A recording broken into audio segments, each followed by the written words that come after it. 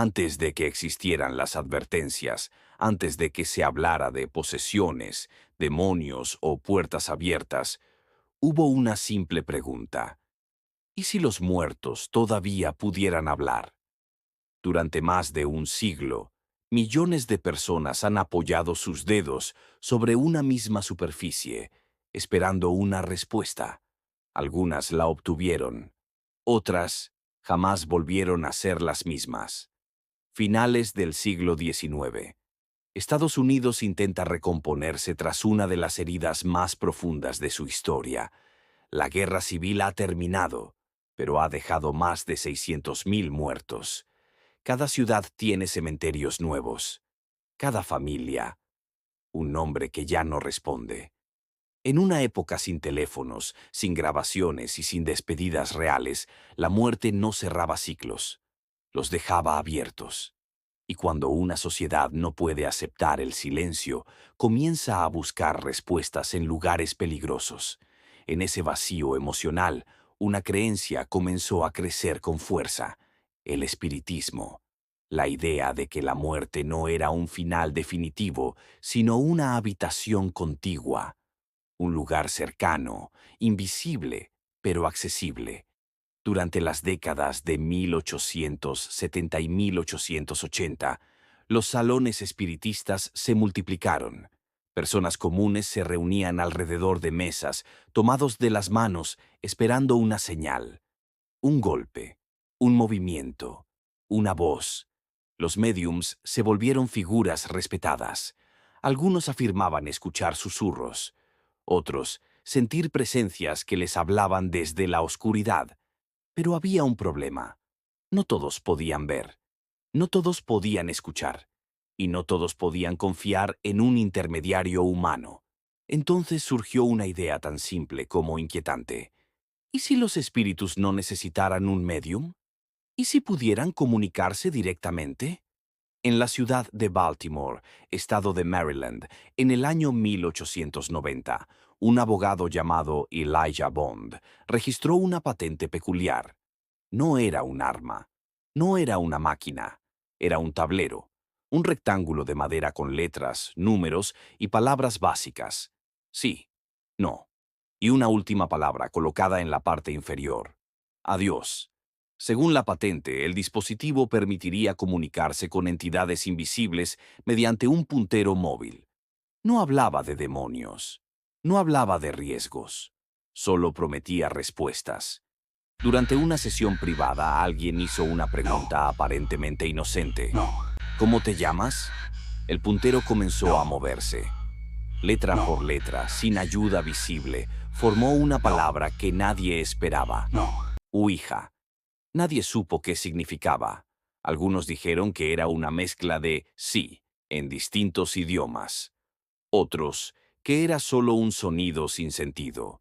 Lo cierto es que nadie preguntó si el tablero había elegido ese nombre, o si alguien más lo había hecho por él. A comienzos del siglo XX, la Ouija dejó de ser un objeto exclusivo de los salones espiritistas. Pasó a las fábricas, a las tiendas, a los hogares.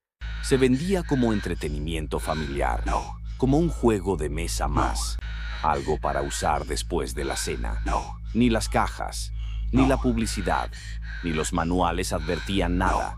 No hablaban de límites, no hablaban de consecuencias. El tablero no distinguía entre fe, burla o ignorancia. Solo respondía. En el año 1917, comenzaron a aparecer las primeras señales inquietantes. Periódicos locales publicaron historias pequeñas, casi invisibles. Personas de distintas ciudades aseguraban haber recibido mensajes idénticos usando la Ouija. La misma frase, la misma advertencia: no pregunten más. Al principio fue ignorado, después ridiculizado, pero el patrón continuó. Cuando estalló la Primera Guerra Mundial, la Ouija se volvió omnipresente. La muerte volvió a llenar el mundo, y con ella la desesperación. Madres buscaban a hijos que no regresaban, esposas a maridos desaparecidos, hermanos a hermanos enterrados en tierras lejanas. El tablero respondía: a veces con nombres correctos, a veces con fechas precisas y otras veces con información que nadie debería conocer. Algunos mensajes describían lugares antes de que las noticias llegaran. Otros anunciaban muertes que aún no habían ocurrido. Todo había cambiado. Las respuestas ya no parecían venir de seres queridos, sino de algo más antiguo, algo que observaba desde el otro lado. En el año 1913, en la ciudad de San Luis, una mujer llamada Pearl Curran afirmó comunicarse mediante la Ouija con un espíritu del siglo XVII llamado Patience Worth. A través del tablero, Pearl comenzó a escribir poemas, obras teatrales y novelas completas. El lenguaje era arcaico, la gramática compleja, el conocimiento histórico preciso. Pearl Nadie no lo tenía está moviendo. formación académica. Nunca había estudiado ese tipo de escritura. Nadie lo está La moviendo. pregunta dejó de ser si la Ouija funcionaba.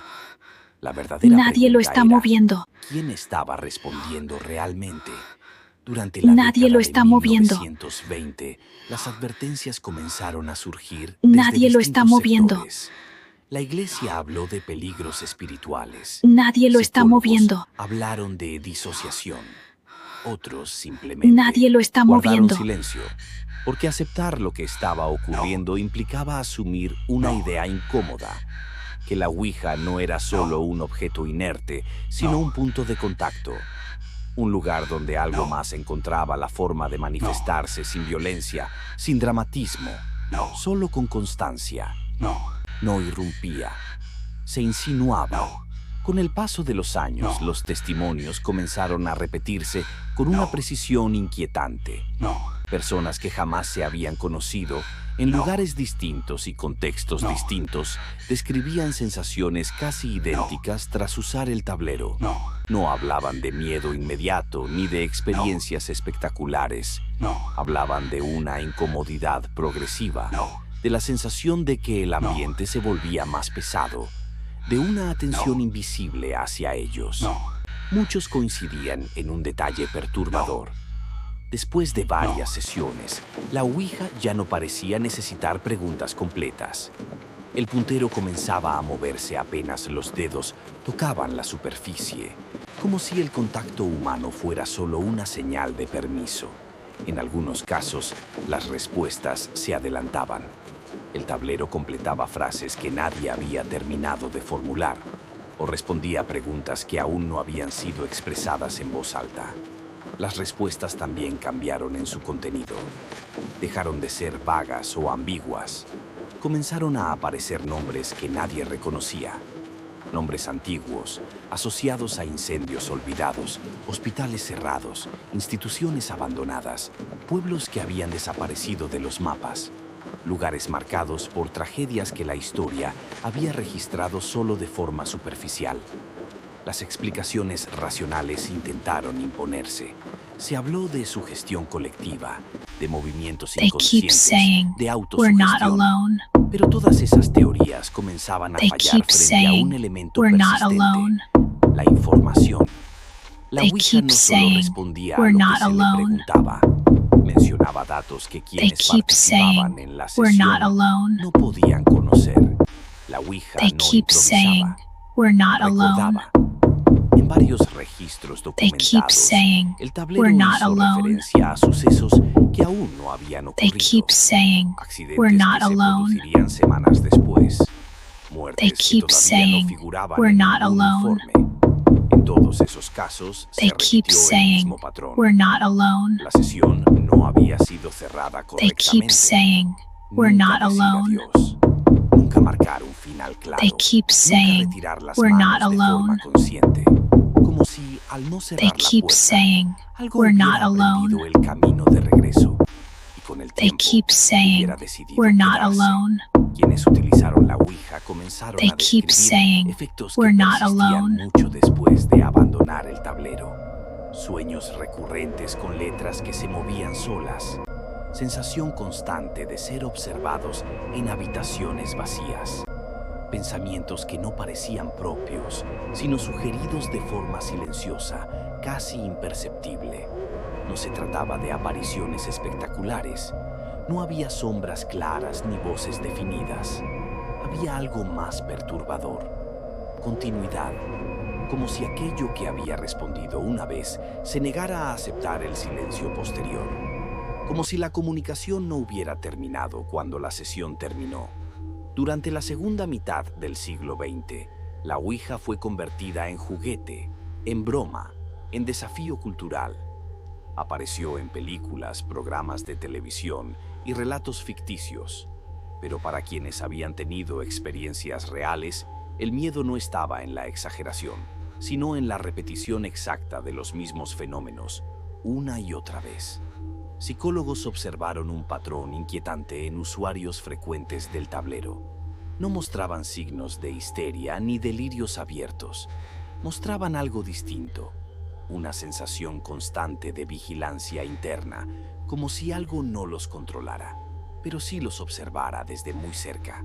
La Ouija no atacaba, no amenazaba, no forzaba, esperaba. En el año 2023, un grupo de investigadores realizó una sesión controlada bajo protocolos estrictos. Cámaras, grabaciones de audio y reglas claras. La pregunta inicial fue simple. ¿Hay alguien ahí? El puntero permaneció inmóvil durante varios segundos. Cuando finalmente se movió, lo hizo con una lentitud deliberada. Letra por letra, formó una respuesta breve. Siempre. Se intentó cerrar la sesión de inmediato, decir adiós, retirar las manos. Pero antes de que el puntero alcanzara la palabra final, se desplazó una última vez. No respondió otra pregunta. Escribió una frase. Ustedes escucharon primero. La grabación fue archivada, no por miedo a lo sobrenatural, sino por una razón más inquietante. El mensaje no parecía dirigido a quienes estaban en la sala. Parecía dirigido a quien estuviera escuchando esta historia. La Ouija nunca prometió decir la verdad, nunca prometió proteger, nunca prometió marcharse, solo prometió responder. Y ahora que conoces lo que ocurrió después de aquel silencio, la pregunta ya no es si el tablero funciona. La verdadera pregunta es esta. Si nunca cerraste la puerta, ¿cómo estás tan seguro de que algo no sigue del otro lado, esperando pacientemente que vuelvas a preguntar?